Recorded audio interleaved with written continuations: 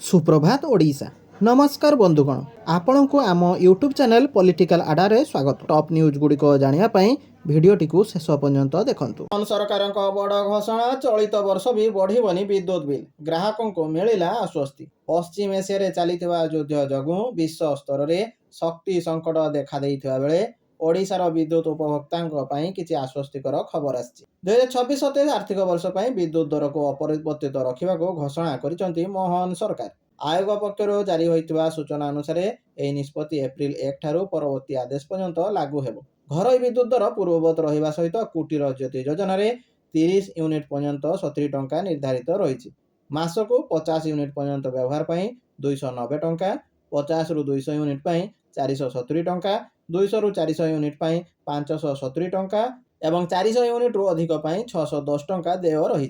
विश्व स्तर में शक्ति संकट चली सत्वे ओडिशा रे विद्युत दर अपरिवर्तित रखा निष्पत्ति उपभोक्ता को आर्थिक भाव आश्वस्ति देती। परवर्ती खबर, श्रीमंदिर चारिपाखरे लुचिची मूल्यवान धातु। एमार मुठ पार्श्व अंचल में सर्वाधिक भग्नावशेष। श्रीमंदिर चतुर्पार्श्वर लुचि रही अनेक मूल्यवान धातु। माटी तले दबी जाइए अनेक कीर्तिराजी। 150 रु ऊर्ध्वर पुरातन भग्नावशेष श्रीमंदिर 75 मीटर परिसीमा मध्य रही। सर्वाधिक भग्नावशेष और धातु श्रीमंदिर सिंहद्वार ठारू दक्षिण द्वार मध्य रही। यह लुचि जाइए अनेक पुरातन सुडंग, कठरी, जल निष्कासन पथ, प्राचीन मूर्ति और अनेक कीर्तिराजी। 4 वर्ष तले आईआईटी गांधीनगर पक्षर होता सर्भे एसबू जना पड़ा। हेले से समय चपाई देते यह रिपोर्ट, जहाँ सहित दबी जाइए श्रीमंदिर और श्रीक्षेत्र को नहीं अनेक अकुहा ऐतिह्य। परवर्ती खबर, मोदी सरकार बड़ घोषणा, रेलवे ट्रेन टिकेट पर रिफंड नियम में बड़ परिवर्तन। रेलवे ट्रेन टिकेट काटापी रिफंड नियम में बड़ परिवर्तन घोषणा कर मोदी सरकार। नूतन नियम अनुसार जदि कौन यात्री ट्रेन छाड़बार 24 रु 72 घंटा पूर्व टिकेट बातिल करती तेज भड़ार 25% काटी निया व्यतीत जदि ट्रेन छाड़बार 8 घंटा मध्य ट्रेन टिकेट बातिल करा जाए तेबे कौन टंका फेरस्त पाइबे नहीं। सूचना अनुसार जदि जन यात्री ट्रेन छाड़बार 24 रु 72 घंटा पूर्व टिकेट बातिल करती तेबे भड़ार 25% कटा। पूर्व 24 रु 48 घंटा मध्य बातिल 25% शुल्क देवाक पड़ुला। परवर्ती खबर, 2025 रे 159 शिशु श्रमिक उद्धार। 2025 वर्ष में 159 जन शिशु श्रमिक को उद्धार कर विधानसभा श्रम मंत्री गणेश राम सिंह खुंटिया उत्तर रखिंट। राज्य में 51,99,000 जन निर्माण श्रमिक पंजीकृत अच्छा। 4,40,952 जन अणसंगठित श्रमिक पंजीकृत अच्छा। विधानसभा विरोधी हट्टगोल नहीं अपराह 4टारू गृह मुलतवी रही। परवर्ती खबर, सुप्रीमकोर्ट को बड़ निष्पत्ति, धर्म परिवर्तन कले मिलबनी अनुसूचित जातिर मान्यता। सुप्रीमकोर्ट आंध्र प्रदेश हाईकोर्टर एक आदेश को समर्थन कर व्यक्ति ख्रीष्टान धर्म ग्रहण करती एवं यह पालन करती तेबे से अनुसूचित जाति संप्रदायर सदस्य रही पारिबे नाही बोली सेतिरे कहा जायछि।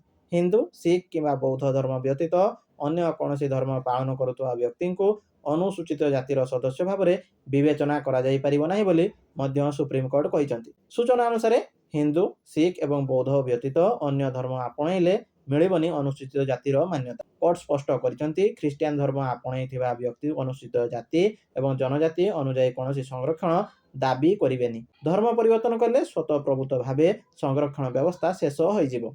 परवर्ती खबर, मोदी सरकार बड़ योजना, महिला को विधानसभा और लोकसभा मिलिबो संरक्षण। संसदर चलित अधिवेशन में एक ऐतिहासिक निष्पत्ति नेबाकू जाउछंती मोदी सरकार। आसंता लोकसभा और विधानसभा निर्वाचन में महिला को 33% संरक्षण देवाई मोदी सरकार एक बड़ संवैधानिक संशोधन विधेयक आनिबाकू प्रस्तुत होउछंती। एही बिल पास हेले भारतीय गणतंत्र रे महिला अंशग्रहण शिखर छुईब। वर्तमान 543 आसन को बढ़ाई 816 कर प्रस्ताव रही। यार अर्थ होउछि संसद में 273 नुआ आसन जोग कर अधिकांश महिला संरक्षित रहिबो। एही वृद्धि जोगु वर्तमान सांसदों उपर कौन सीधासलख प्रभाव पड़ो ना। प्रति खबर, मध्यप्राच्य युद्ध, आज सर्वदलीय बैठक डाकिचंती केंद्र सरकार।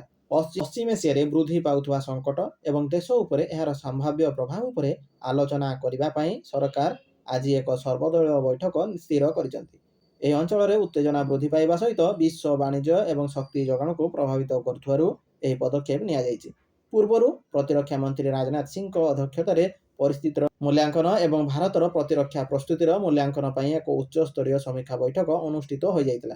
ପରବର୍ତ୍ତୀ ଖବର 40 ବର୍ଷ ଭିତରେ କେବେ ଘଟିନଥିଲା 20% କମିଲା ସୁନା ଦର। 40 ବର୍ଷ ମଧ୍ୟରେ ସୁନାର ମୂଲ୍ୟ ସବୁଠାରୁ ଅଧିକ ହ୍ରାସ ପାଇଛି। ବିଶ୍ୱ ବଜାରରେ ସୁନାର ମୂଲ୍ୟ ହ୍ରାସ ପାଇଛି। ତଥାପି ଇରାନ ଯୁଦ୍ଧ ଆରମ୍ଭ ହେବା ପରଠାରୁ ଏହା ସର୍ବକାଳୀନ ରେକର୍ଡରୁ ଶୀର୍ଷ ପ୍ରାୟ 20%।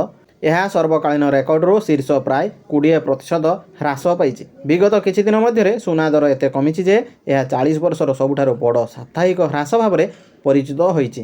ଆଜି ଭାରତୀୟ ବଜାରରେ 22 କ୍ୟାରେଟ୍ ସୁନା ଦର 10 ଗ୍ରାମ ପ୍ରତି 1,28,650 ଟଙ୍କା ରହିଥିବା ବେଳେ 24 କ୍ୟାରେଟ୍ ସୁନା ମୂଲ୍ୟ 10 ଗ୍ରାମ ପ୍ରତି 1,40,350 ଟଙ୍କା ରହିଛି।